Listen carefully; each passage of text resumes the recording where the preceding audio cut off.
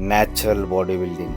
దీంట్లో వచ్చేంత డీమోటివేషన్ ఇంకా ఏ స్పోర్ట్‌లో రాదు. నీ ఎఫర్ట్స్ 200% ఉంటే నీ రిజల్ట్స్ జస్ట్ 10-20% వస్తుందంతే. ఒక ఎన్హాన్స్డ్ బాడీ బిల్డర్ ఈ రోజు స్టార్ట్ చేస్తే 10 మంత్స్‌లో నువ్వు కష్టపడి 5-7 ఇయర్స్ న్యాచురల్‌గా పెంచిన ఫిజిక్‌ని బీట్ చేయగలరు.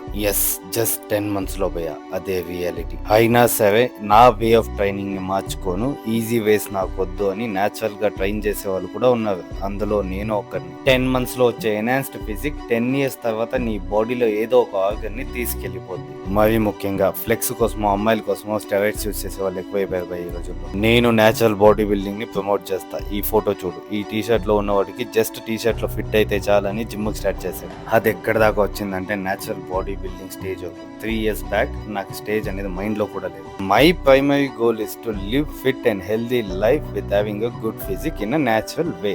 ఇంకా ఎన్హాన్స్ అంటావా? I have a huge respect for enhance body builders. నేను వాళ్ళకి అగేన్స్ట్ గా ఏది మాట్లాడట్లేదు. వాళ్ళంటే నాకు హ్యూజ్ రెస్పెక్ట్ ఉంది. దాన్ని వేసుకుంటేనే వాళ్ళ స్టేజ్ లో వాళ్ళు విన్ అవ్వగలరు. మై పాయింట్ ఈస్ 5 ఇయర్స్ లో కావాల్సిన బాడీని జస్ట్ 1 ఇయర్ లో తెప్పిస్తాను. జస్ట్ అమ్మాయిల కోసం ఫ్లెక్స్ కోసం అంటే వాళ్ళంత హెవీ పోకులు ఇంకెవరో ఉండదని నేను అంటా.